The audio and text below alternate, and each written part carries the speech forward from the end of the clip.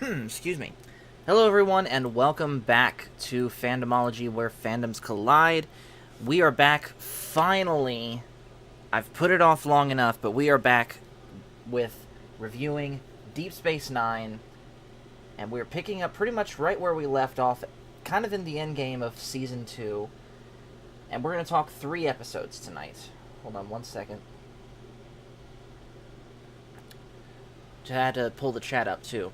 But anyways, we're going to talk 3 episodes tonight, and we're going to be talking about the 2-parter, about the Maquis, and then we're going to talk about the episode The Wire, which I'm going to go ahead and just tell you right now. The Wire is probably my favorite episode out of this block of 3. Also, we're playing Star Trek Online. I'm picking back up where we left off with this new character that I started, a TOS character. I think this is... Yep, this is it. So, we're going to do something, by the way, a little bit different this time. So, this time, you'll notice, those that are paying attention, that I'm not currently live in my Discord. I'm going to be going part of this stream completely solo as far as commentary goes. And basically for as long as it takes me to recount the plot of each of these 3 episodes, which I promise I'll try and keep it as brief as possible. And then once I'm done talking about... once I'm done talking about the plot of the 3 episodes, I'll open it up for anyone to come in to the Discord, and we'll talk about it. I am a little bit congested, though, so bear with me on that. Also, if you see me looking over here to my right, I am looking at my iPad. I do admittedly have the Wikipedia pages for each episode's pulled up, just to kind of help me remind it. I know I was going to do this yesterday, but I had some things come up that took higher priority. And by the time I was done with those, I basically just decided to take the night off because it was too late to start a stream. We're making repairs. All right, so starting, of course, with the Maquis. Now, this is not the first time, at least in Tuesday Night Trek chronology, that we've been introduced to the Maquis. And hello in the chat to Trent, who's calling me DJ Pauly D. Thank you. So yeah, we've talked about the Maquis once before, as in that they are basically a loosely Federation-aligned terrorist organization that are not happy with the way things currently are going with the Cardassians. Not to be confused with Kardashians, for those that aren't aware. And so basically, they're basically operating outside of the Federation establishment, even against Federation treaties, to I guess you could say level the playing field. Now, this takes place before the episode... Crap, what was it called again? I gotta look this up. Because like I said, it's been a minute since I've watched TNG. I know it was a TNG episode. Okay, so this episode takes place chronologically before the episode Preemptive Strike, which is the one where Ro Laren ends up going AWOL, or abandoning the Federation, to end up joining the Maquis and take the fight to the Cardassians. So this basically, as far as the timeline goes, introduces the Maquis to us. So what happens in part 1 is there is a Cardassian transport called the Bach Nor that is set to leave Deep Space Nine after a routine stop-off. And we see a Federation engineering person, hello by the way to Ted's Nerd World, that is doing something. He places some form of device on the hull of the ship. And as the shuttle is set for departing, it starts to overload the ship's impulse engines, of course, causing the ship to be completely destroyed. And... Whoa, what was that? Hold on. I gotta go back to... I forgot I was still playing a game, admittedly. Thanks for covering us. But, I would have made short work of my ship otherwise. okay, we'll let this dialogue go through. Slow but steady. Our warp drive is still disabled, but we're making progress. Alright, so we gotta go beam supplies to this ship. Where is it? Oh, hold up. I was turning the wrong way. It's over there.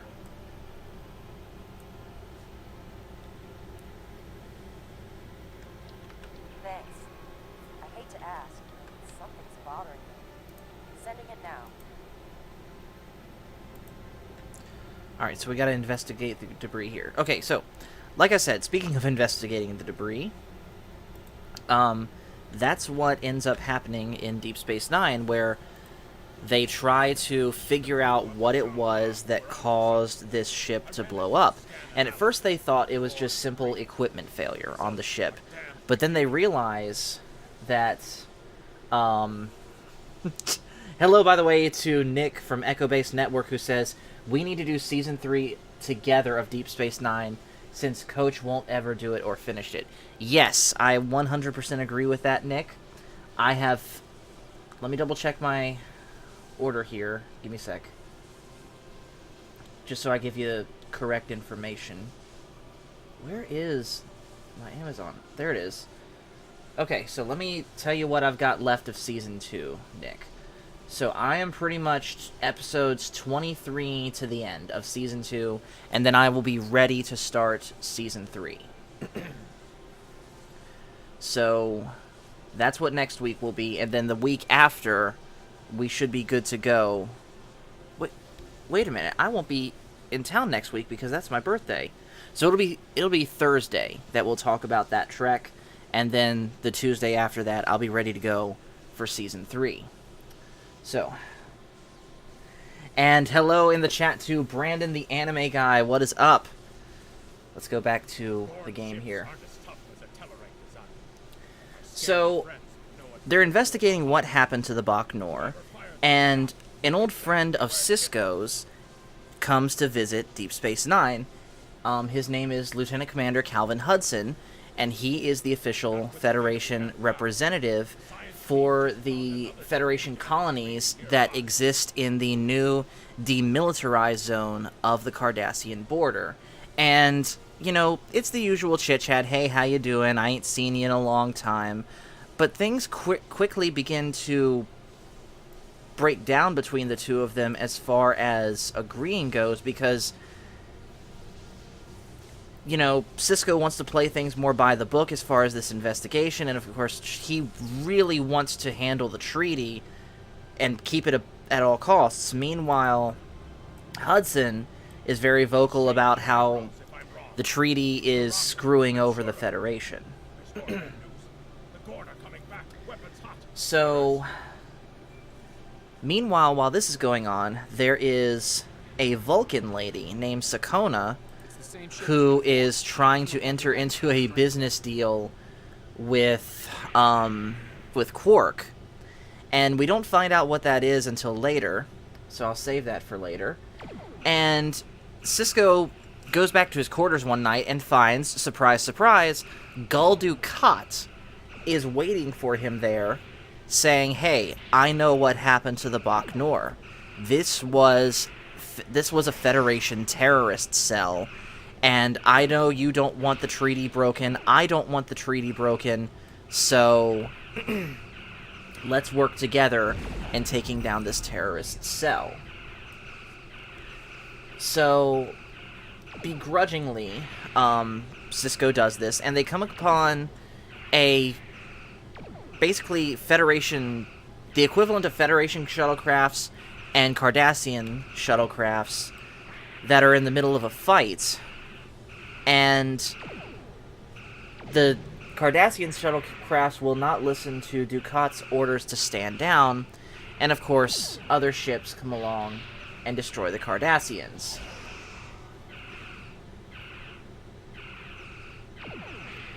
So, they attend a meeting on one of the Federation colonies where it's revealed who it was that sabotaged the Bach-Nor, and they play a video of him confessing to the crimes. You know, he's imprisoned now with the Cardassians, and of course, having seen Chain of Command, we know that Cardassian torture is quite unpleasant.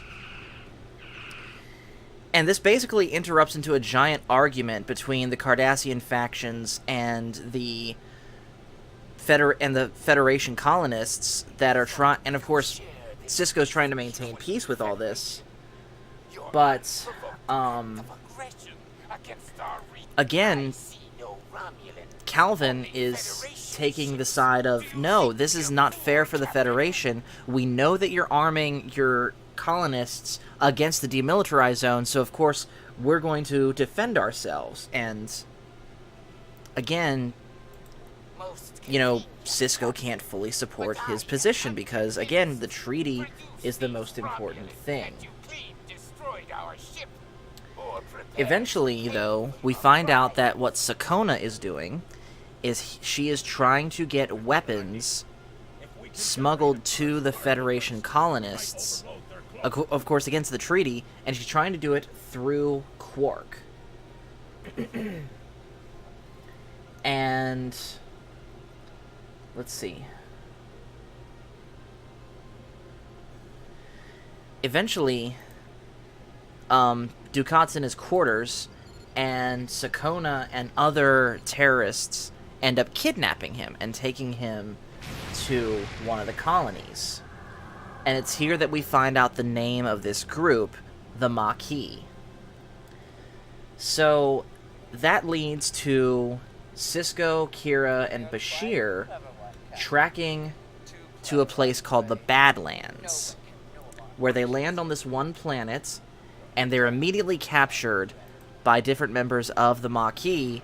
And who is leading them but Calvin Hudson, who, by the way, is no longer wearing his uniform.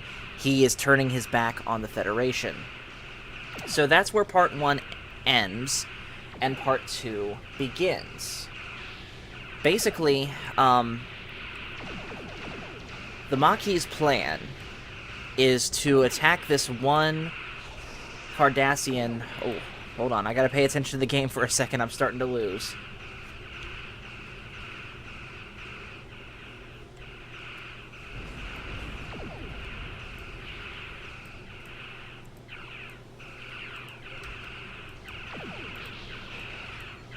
Alright, I think I'm in a good enough position to start talking again.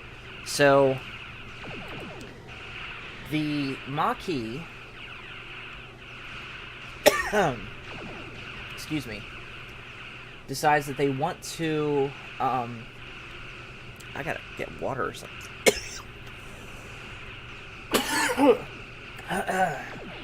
Excuse me. So, like I said, the Maquis want to... Okay, hold on 1 second. I really gotta get some water or something. Actually, I got... Oh, that's probably good. I want to get up and get some water, but my ship's getting attacked right now, and obviously you don't abandon the bridge in a battle. So yeah, basically, the Maquis want to launch an attack on this one Cardassian outpost where they know that they're getting weapons from. And of course, Calvin is making every plea that he can, because he's still friends with Sisko. He's making every plea that he can to get Sisko to join the Maquis. And of course, Sisko's making the same plea back to him. Hey, this is wrong. You know this is wrong. Come back to the Federation and let's work on this peacefully. But of course, Calvin, living with the colonists for as long as he has, isn't willing to do it, because from his point of view, these colonists, have every legal right to the land that they've settled, and ever since the map lines essentially got redrawn, oh crap, I am really taking a beating here, that a lot of Federation colonies have had to give up ground, and of course, they're not allowed by the treaty to have weapons in there, and to their knowledge, the Cardassians are breaking this treaty, and so they want to fight back. So, while this is going on, Sakona is trying to mind meld with Dukat, trying to know what he knows, and of course we find out that apparently Cardassians are immune to the Vulcan mind meld because of the intense mental discipline training that they are put under. And while this is going on, Sisko's doing some more digging. Of course, we get an appearance from Admiral Nechayev, who describes the Maquis as, quote, a bunch of irresponsible hotheads, and specifically wants Sisko to reason with them. I know I'm kind of going things out of order here, but bear with me. So, eventually Quark, who gets arrested for his association with Sakona, talks Sakona, using her own logic against her, into disclosing the plans to blow up a Cardassian weapons depot.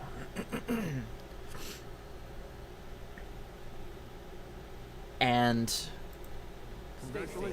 Sisko does indeed try to reason with the Maquis, specifically with Calvin, saying, hey, I've still got your uniform right here. Please rejoin us. You know what you need to do. But Calvin just simply will not rejoin the Federation. He's too committed now to his cause in the Maquis. And to basically put the final point on it, he shoots the bag holding his uniform with a phaser, completely destroying it.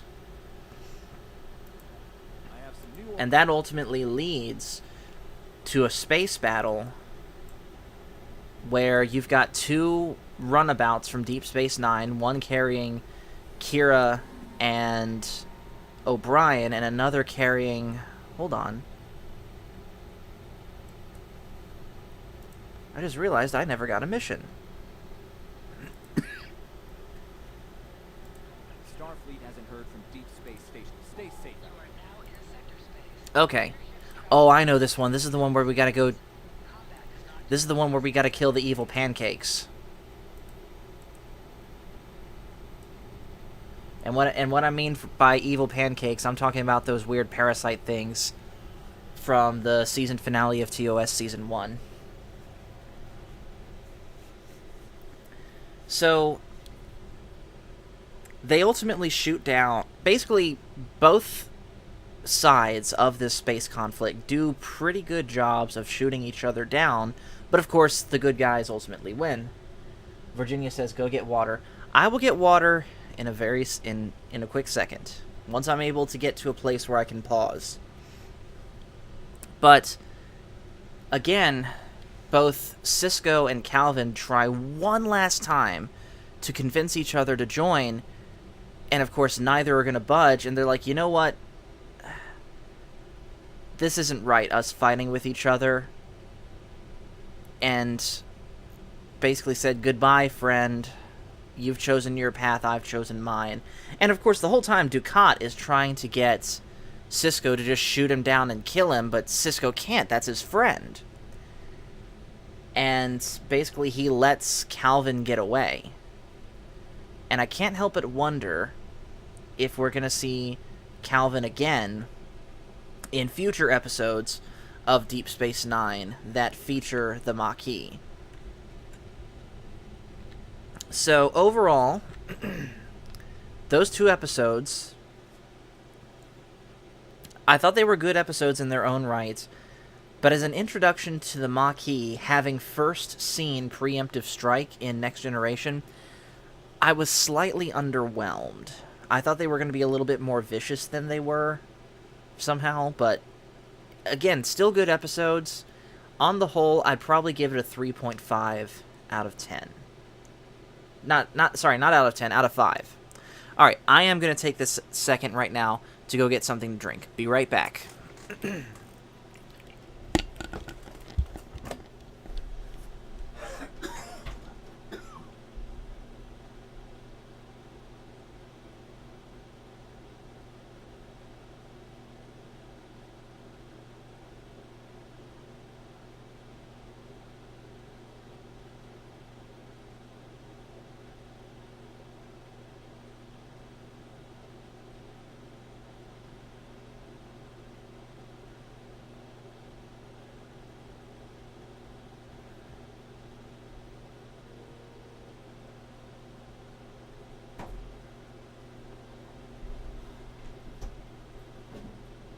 Oh, crap.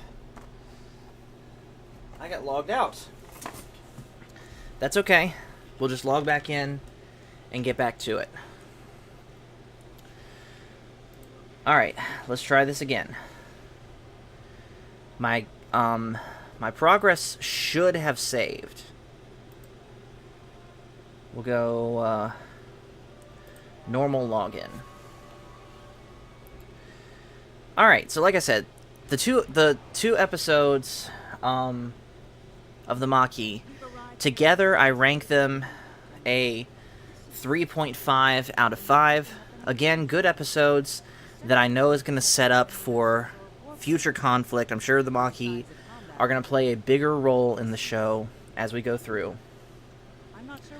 But now we're going to talk about Painful Omen. Wait, that's the... Why did I say Painful Omen? That's the mission I'm playing. I meant The Wire. So, this one is another one that's focused on the relationship between Dr. Bashir and Garak. And, wow, do we get an insight into Garak's mind with this one, literally. So, it starts with the weekly lunch that Bashir has with Garak, and they're debating on how good certain pieces of Cardassian literature are. And during the conversation, Garak doesn't look like he's doing good. Bashir notes that his skin is looking pale and clammy, and he keeps clutching at his head. But Garak assures him that there's nothing to worry about. He's completely fine. So, you know, Bashir has no choice but to let him go about his way. Later on, he overhears also that Garak is trying to procure something from Quark. But again, he doesn't know what it was. And it comes to the point that Garak outright collapses in pain after getting drunk, and Bashir has to take him to the infirmary, where it's find out that he has an implant in his brain. So he's trying to find out what this implant is, because, you know, he knows nothing about Cardassian anatomy. And so he looks in on security recordings with Odo, and he finds that Quark was trying to order a piece of Cardassian biotechnology, but of course he can't, because that piece of technology is classified by a entity called the Obsidian Order, basically the Cardassian CIA. Get some more water.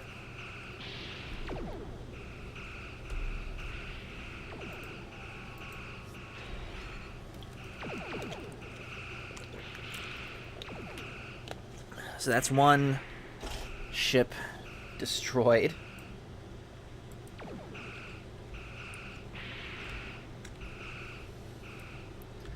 So we learn more about what this implant is, and that basically it is a device implanted in his brain to help him resist torture. That in times of extreme torture and duress, it will basically activate the pleasure centers of his brain, pumping his body full of endorphins. And he come to find out that Garak overall hates his time living on Deep Space Nine. He's lived there, for a couple years. Of course, after the Cardassians abandon it. Well, they don't abandon it. They're forced to get kicked out. But anyways,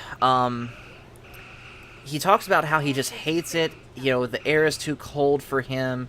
The lights are too bright. He hates looking at the face of all the Bajorans that are staring back at him as if he was an enemy, because he still kind of is.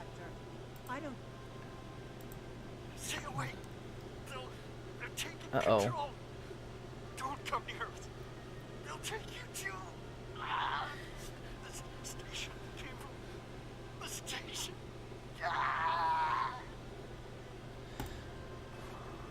Message from Starfleet Command, Captain. We're to investigate the situation immediately.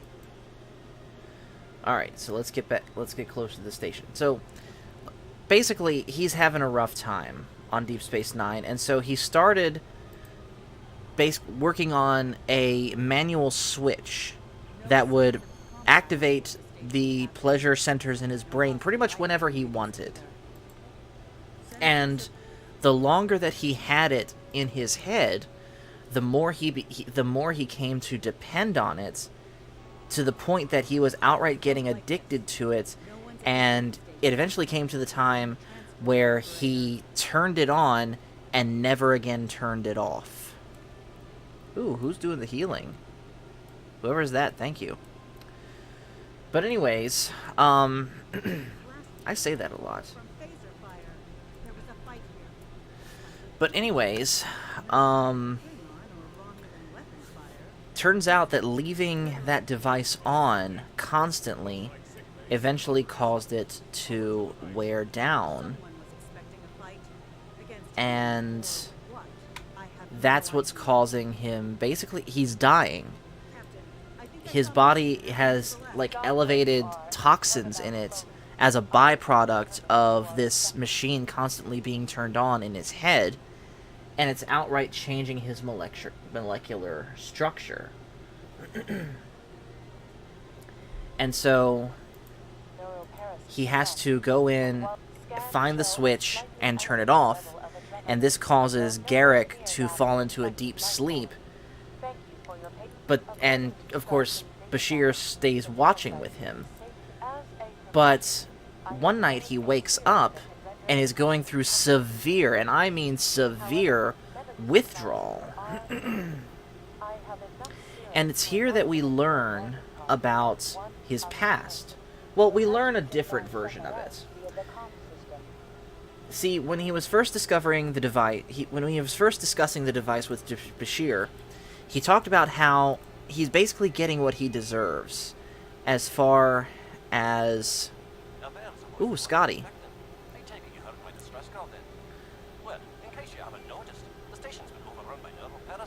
Neuroparasites, that's what I forgot they were called. Okay. I'm afraid not. I have secured a small... Alright, we'll worry about that later. Take security gear. Your bridge officers by selecting them. Take all. Double-click an item in your inventory to have them equip it. If we pass through the mess hall, we can access a turbo lift to reach engineering. Alright. Whenever you are ready. Let's see. We need to get these on for my crew members. And I'm going to use Phaser Type 2. Or sorry, what is this? Type 2 phaser. That's a Type 1. I'm going to use the Type 1. I always liked the Type 1. And what is this again? Class F shuttle. I can't equip... Okay, fine.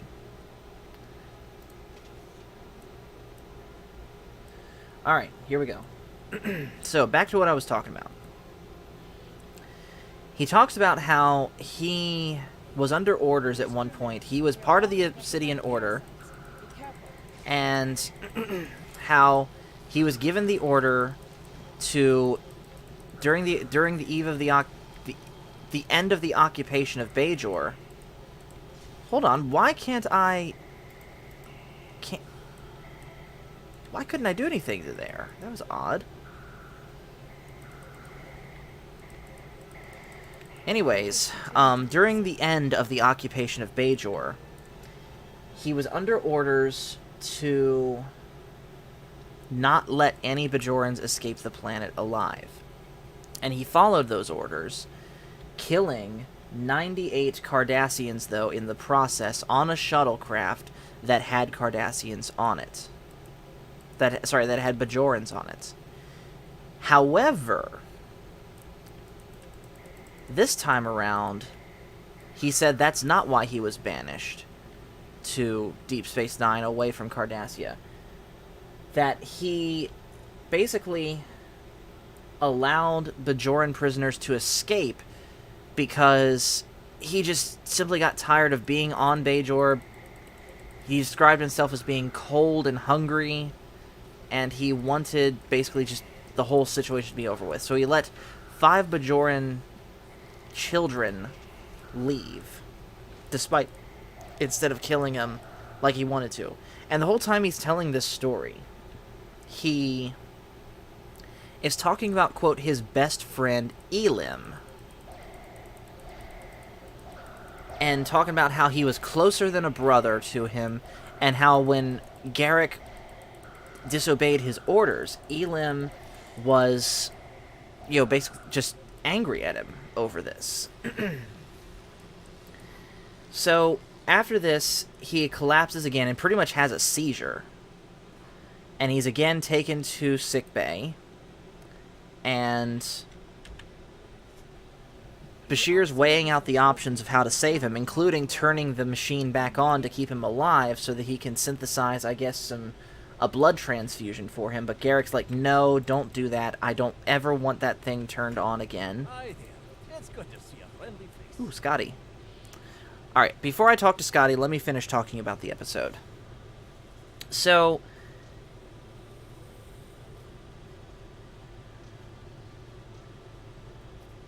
yeah, he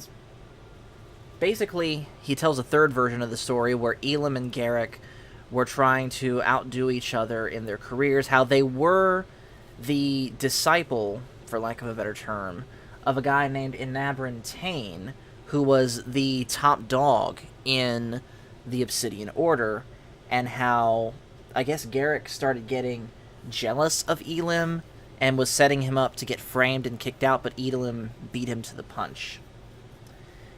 And so Bashir decides to seek out Enabran Tain for help. Enabran Tain, gives him what he needs to help heal Garak, but tells him the truth that Elim, there was no such thing as a guy named Elim that was Garak's friend, because Elim is Garak.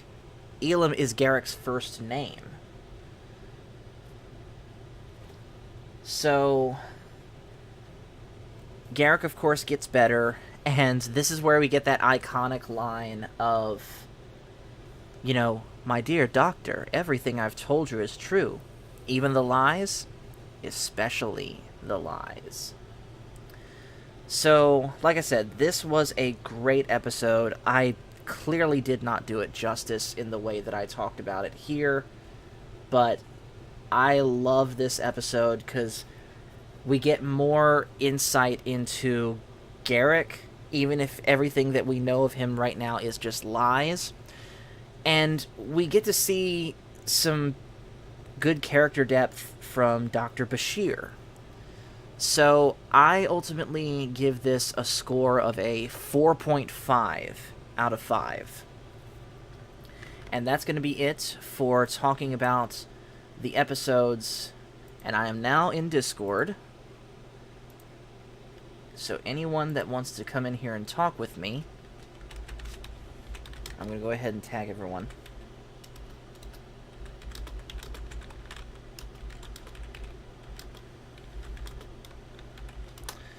So if you want to talk about your thoughts on these 3 episodes, again, the 2-parter of the Maquis and The Wire, if you've seen them, you're certainly welcome to come into the Discord. I'm in Gaming Stream co-host, and share your thoughts on them. But of course, at this point, now that we're done talking about that, we're going to keep playing this game, and who knows where the conversation's going to go. While I cannot attest to the ability of UV light to sort Denizen parasites, it will initiate a complete molecular breakdown within all parasites exposed to it. Aye, she's a Vulcan, all right. I was trying to override the lighting controls here. It looks like someone sabotaged several Duotron upgrades. We have to repair them if we're going to have any chance of saving the station. Before we go, grab yourself a kit from the crane bay. It might come in handy. We better get a move on. The parasites aren't ones to loiter about.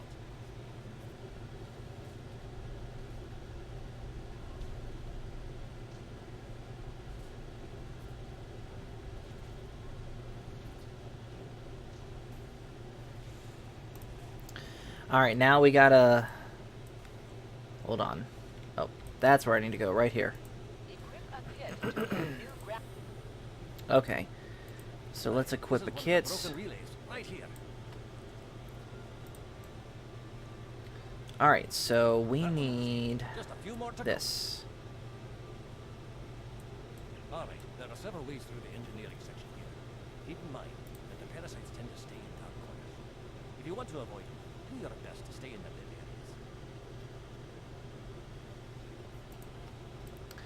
areas. Alright, so now we go back into this. So we need... That's what I need, right there.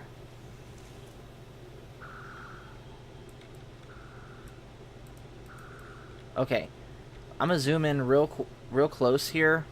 You see these little blot? For those that are unaware, these little blotches on the wall, those are the Denizen parasites. Those are what's causing the Federation members to go crazy and attack us right now. Those are what I referred to as the evil pancakes.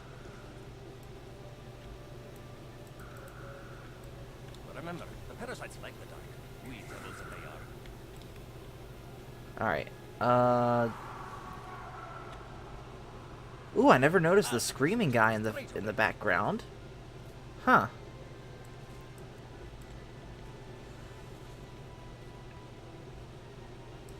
That takes care of that. No trouble at Whoa, all. and we got ambushed.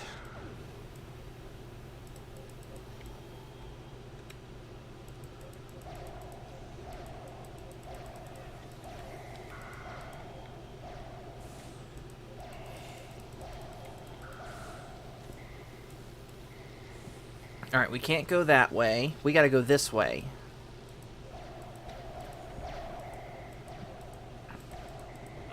This one just needs new fuses. Alright, and hello in the chat to Mattuine. What's up, man? Oh, there's another one. I'm sorry, but I gotta destroy the parasite on you. Good as new. There's another one.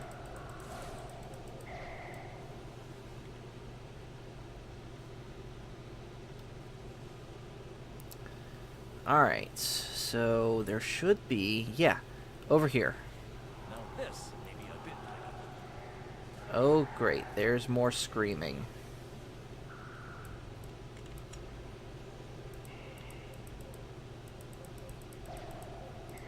Wait, there was one right in front of me and I never even saw it.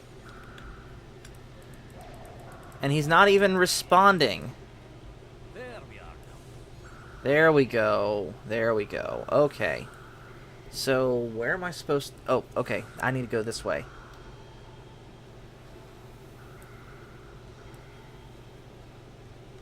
Oh, there's that guy. Yeah, that's right. Get butt stroked. Alright, engineering section. Oh, crap! Oh, crap! One of them fell on me. Whoops. No, this is no time for sitting down.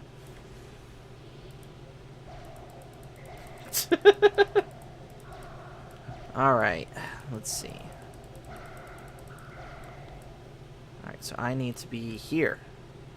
Again, this is no time for sitting down. Activate station UV lighting. Yes. Oh my goodness. Tarsi, you let them fall on you. The command codes. You best get to the command center and see what you can do from there. I'll stay here, barricade the door, and keep trying to get those UV lights going. Alright, so we need to go up the Jeffries tube here. And go this way? Yes. Who are those soldiers? They're definitely not Starfleet. That's the not cool. I've played of course this section before, so I already knew that.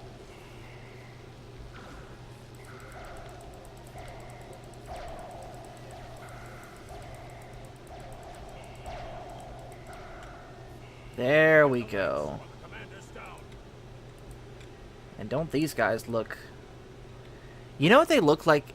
They look like the Star Trek version of the Utapauans from Star Wars.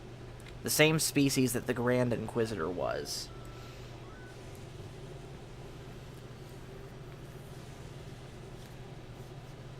And the evil pancakes are getting fried.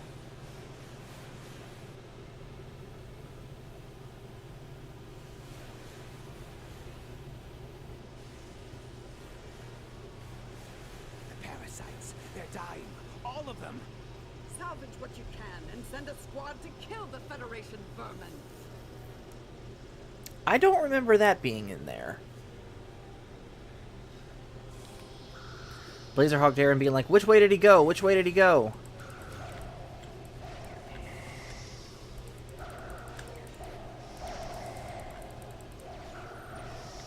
Alright.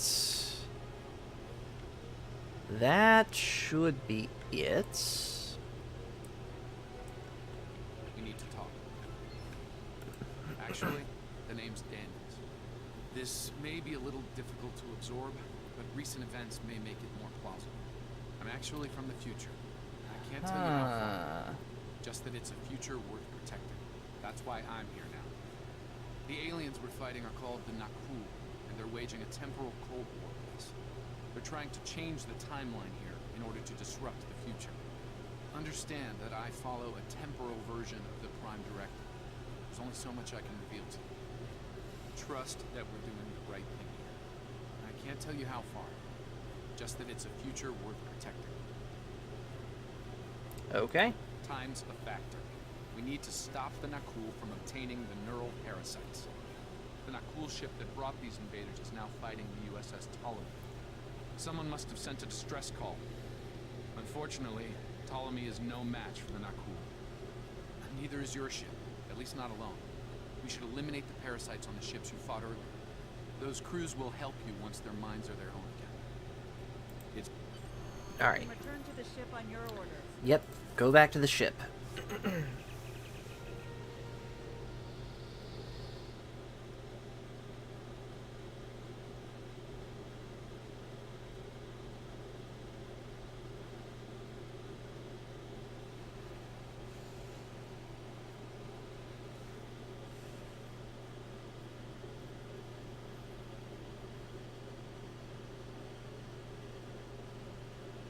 Please do not crash on me.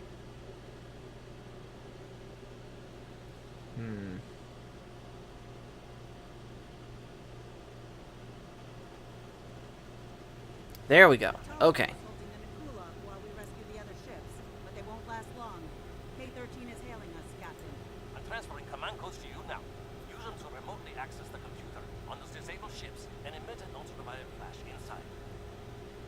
This is Captain Suralt of the Ptolemy. We have engaged the enemy enemy ship, but we are outmatched. Please restore those ships and join the fight quickly. That did it, Captain. Looks like everyone's coming around. Parasites are gone. This is Captain Jordy of the USS Myrmidon. What happened? All right. Parasites? Something's wrong. We're not doing any damage. They have some kind of temporal shielding. Temporal shielding? Never heard of it. But maybe a modulated ion burst could disrupt it. All right. Well, there you go. Now we're doing damage.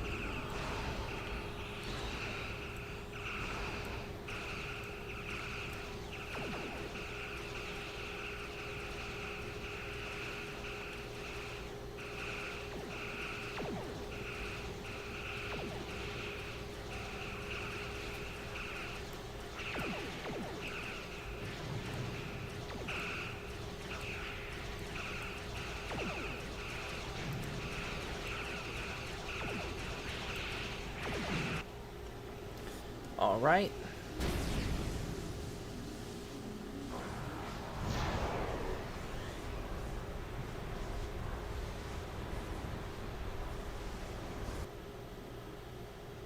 Fine work, Captain.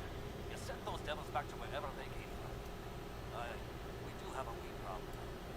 The burst I sent, when combined with the power source, created Oh, there's a black hole. feedback is creating some kind of spatial anomaly.